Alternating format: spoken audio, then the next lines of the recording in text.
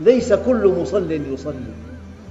1,500,000,000 مسلم يصلون، وليست كلمتهم هي العليا، وليس أمرهم بيدهم.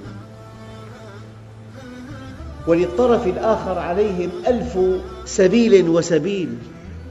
كيف يقول الله عز وجل: ولن يجعل الله للكافرين على المؤمنين سبيلا؟ لا سمح الله ولا قدر، ولا سمح الله ولا قدر.